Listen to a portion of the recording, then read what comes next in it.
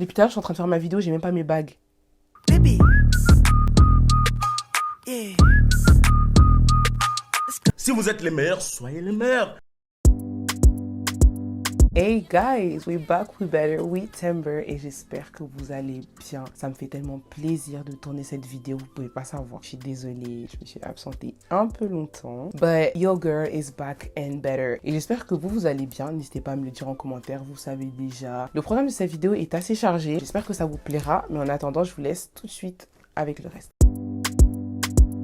Alors déjà, question vision board. Moi, personnellement, ça fait 3 ans que je fais des vision boards. J'ai commencé après avoir regardé une vidéo de Leila, It's Mrs. sur Instagram. Je ne sais plus quel était le thème général de la vidéo, mais je sais que dedans, elle parlait de vision board, de à quoi ça servait, de comment elle faisait le sien, etc., etc. Et franchement, ça m'a convaincu. Ça m'a convaincu pas en mode, vas-y, on suit pour suivre, on suit la trend, etc., etc. Mais j'ai vu que ça pouvait être utile et m'aider dans la vie en général. Du coup, ce que j'ai fait avant ça, avant de même faire mon propre vision board, je me suis d'abord approprier le concept. Pour ceux qui se rappellent, à cette époque-là, sur Instagram, j'avais fait une petite série qui s'appelait Visionary. J'avais commencé par expliquer c'était quoi, en fait, une vision. Avoir une vision, ça servait à quoi, qu'est-ce que c'était quoi les définitions. Et après, j'avais partagé tout mon processus de réalisation de vision board, etc., etc. Je vais vous lire un peu ce que j'avais écrit sous l'un des posts. Sachons où est-ce que nous allons et travaillons pour y arriver. Sachons pourquoi est-ce que nous faisons telle ou telle chose et donnons-nous pour celle-ci. Ayons une idée de là où nous nous voyons plus tard et faisons tout pour y arriver. Et en fait, l'idée d'avoir une vision, d'être visionnaire, c'est un peu ça. C'est où est-ce qu'on veut aller, où est-ce que je veux aller, en avoir une idée claire et avancer par rapport à ça. Et honnêtement, jusqu'aujourd'hui, c'est vraiment un truc qui m'aide énormément, qui m'aide à avancer, se dire que, ok, je vais là-bas et je vais faire ça pour y arriver. Je vais là-bas, j'ai une idée claire de comment je vais à peu près y arriver et je fais ça pour le faire. Et d'ailleurs, parfois, ce qu'on peut accomplir sur une année, les objectifs qu'on peut se fixer sur une année ou plus de temps ou moins, ça fait partie d'un plus grand projet, d'un plus grand objectif qu'on n'a pas forcément en tête sur le moment, mais le fait d'avoir ces petits goals, d'avancer petit à petit avec les objectifs qu'on se fixe par année, vont nous emmener finalement à accomplir un truc beaucoup plus grand que ça en fait. Mais du coup, par rapport à tout ça, avoir un vision board, c'est se permettre de garder une vue d'ensemble claire de tous les objectifs qu'on a sur l'année. Ça nous permet de les garder en tête. Depuis que j'ai commencé à faire des vision boards, donc ça fait 3 ans, j'ai testé 3 supports différents. En 2021, j'ai fait un tableau en liège. Voilà un peu à quoi il ressemblait. Il y a vraiment pas mal d'images, pas mal de trucs. Ensuite, en 2022, je l'ai fait sur papier, sur carnet, parce que dans le planeur que j'ai utilisé sur l'année 2022, il y avait une section vraiment consacrée au vision board. Alors attendez, je vous montre ça tout de suite.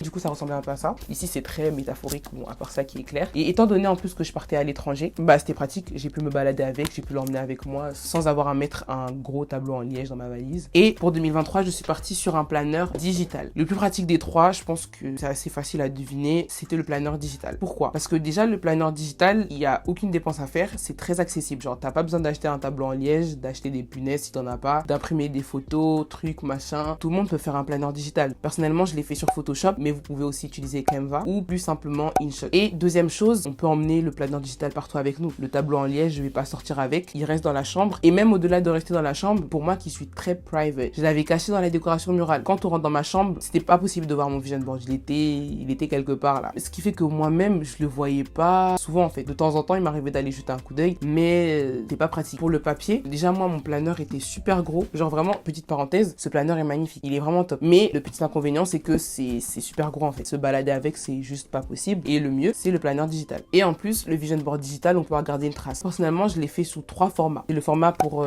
fond d'écran de téléphone. Comme je vous ai dit, je suis très private about that. Je l'ai vraiment réglé pour qu'il soit visible à certaines heures ou quand je suis chez moi. Merci à la mise à jour Apple. Je l'ai aussi fait pour mon fond d'écran d'ordinateur. Encore une fois, là, je n'utilise pas. Genre, je vous promets, je peux pas. C'est pas possible. Je regrette pas de l'avoir fait parce que je trouve pas que c'est du gâchis. Il est tellement beau. Mais voilà. Le troisième format, c'est le format bannière que j'utilise du coup sur Notion. C'est une application que j'utilise comme planner, agenda. C'est trop pratique pour mon organisation. Et bah j'utilise en bannière Notion, ce qui fait que par exemple dans la note où il y a tous mes objectifs pour l'année, et bah j'ai mon vision board en bannière. En bannière Trello aussi, ça peut être utile. La méthode Focus 9, d'où est-ce que ça sort? Franchement, je pourrais pas dire que je l'ai inventé parce qu'il y a rien de nouveau sous le soleil. Quelque part, il y a forcément quelqu'un qui a pensé, ça se trouve là, vous allez taper sur Google, il y a déjà un truc qui existe mais sous un autre nom. Je sais pas. Honnêtement, je suis pas partie regarder, mais pour vous expliquer un peu ce qui s'est passé, c'est que je trouvais que mes vision boards des années précédentes étaient pas du tout efficaces. Ils étaient trop chargés, il y avait trop d'images, trop d'informations, c'était pas clair en fait, alors que le but d'un vision board, comme je vous l'ai dit juste avant, c'est de garder une vision claire sur les objectifs qu'on a sur l'année. Sauf que là, il y avait trop d'images, il y avait trop de trucs. C'est pas possible. Du coup, c'est des vision boards qui sont pas efficaces et ne permettent pas d'être focalisé, d'être concentré sur les objectifs et d'être productif par rapport à ça. La chose qui m'a paru le plus clair, genre, j'ai visionné une grille 3 sur 3, donc 9. Et je sais pas, c'est le truc qui m'a paru le plus logique, le plus clair, mais aussi le plus complet. C'est pas quelque chose que je pourrais vous prouver mathématiquement, philosophiquement, mais pour moi, personnellement, c'est le truc que j'ai visionné comme étant le plus clair, le plus efficace et le plus complet. Donc, je me suis dit, ok, mon vision board, je vais le faire par rapport à ça. La disposition de mon vision board n'est pas exactement en grille 3 sur 3, mais du coup, il comprend 9 images qui renvoient à 9 objectifs, tout simplement. Et avant même de passer d'ailleurs à la matérialisation de mon vision board, j'ai fait du coup vraiment une liste de 9 objectifs que j'avais pour cette année. Je les ai détaillés, j'ai mis les étapes, j'ai mis les sous-objectifs, whatever. Et d'ailleurs, je vous encourage, quand vous faites des objectifs, quand vous fixez des objectifs, à noter les étapes, les actions qui vont vous emmener à accomplir cet objectif. Je pense que c'est très pratique. Pourquoi? Parce que ça permet de voir l'évolution, mais aussi, je pense que ça limite une marge assez importante de procrastination. Parfois, on se fixe des objectifs, mais on sait pas comment on va y arriver. On sait pas qu'est-ce qu'on va faire pour y arriver. Ce qui fait que genre en mode alors que le fait de se fixer des étapes, de se dire que ok, je vais faire ça, peut-être que même ce sera pas suffisant ou ce sera pas les bonnes choses. Au fur et à mesure, vous allez vous rendre compte que peut-être que à la place, je devrais faire ça, il y a ça qui fonctionne mieux. En fait, l'objectif paraît déjà plus atteignable quand vous avez une idée de ce que vous pouvez faire pour y arriver. Encore une fois, peut-être ce sera pas les bonnes choses, ça va changer en cours de route, mais au moins vous avez une idée et ça vous permet d'avancer, de faire quelque chose. Et d'ailleurs, en préparant la vidéo, j'ai eu une idée d'une autre façon d'appliquer la méthode 9, c'est de se fixer par trimestre 3 objectifs. Peut-être que c'est des objectifs qui feront partie de vos plus grands objectifs pour l'année. La même idée en fait 3 sur 3. Donc 3 objectifs sur 3 mois. J'ai pas encore essayé parce que j'ai vraiment eu l'idée en préparant la vidéo. De toute façon, à la fin de l'année, on se fera un gros récap pour voir si ça a fonctionné, les points positifs, les points négatifs de cette méthode, etc., etc. Mais en attendant, on va déjà l'appliquer à la suite de la vidéo. Alors là, du coup, ce qu'on va faire, c'est que je vais vous partager 3 mots qui définissent mon année 2022, 3 choses que je veux laisser en 2022 et 3 choses que je veux embrasser pour 2023. Libre à vous de le faire en même temps, de votre côté, ou même de le partager en commentaire. Imprévu. J'allais dire surprise, mais je trouve que imprévu correspond mieux parce que rien ne s'est passé comme prévu. Genre vraiment, mais c'est grave. De janvier à décembre, rien ne s'est passé comme prévu. Et j'en parlais dans mon dernier post de l'année 2022. Pour ceux que ça intéresse, je vous invite à aller jeter un coup d'œil. Mais vraiment, la seule chose qui s'est passée comme prévu, c'est la validation de mon diplôme, de ma licence. Après, mon voyage aux États-Unis, il était prévu, mais il ne s'est pas passé comme prévu. Genre vraiment, déjà le fait que j'ai trouvé mon logement 3 jours avant de partir, c'est déjà wesh. D'ailleurs, pour ceux qui pensent qu'il n'y a pas eu de partie 2 à la première vidéo sur comment partir à l'étranger pour ses études, la deuxième partie se trouve sur Instagram sous format live. Donc n'hésitez pas à aller jeter un coup d'œil si vous en avez besoin. Dedans, je parle de la partie financement, la partie logement du coup. En tout cas, c'était full up d'imprévu 2022. Le deuxième mot que je choisis pour définir 2022, c'est incompréhension. Parce que, wesh. Non mais, pardon. Désolée pour ceux qui ne supportent pas ce mot, mais wesh. Incompréhension en fait. Tellement d'incompréhension, tellement de confusion et de frustration du coup parce que rien ne se passe comme prévu, je comprends rien, qu'est-ce qui se passe, je ne sais pas. Et des fois la frustration, je la ressentais physiquement. Genre, je me rappelle un soir, j'étais encore aux États-Unis, j'ai vraiment senti mon cœur se serrer dans ma poitrine. Dites-vous que c'était que le début de l'année. La fin de l'année là, oh là là, mais punaise. Non mais c'est grave.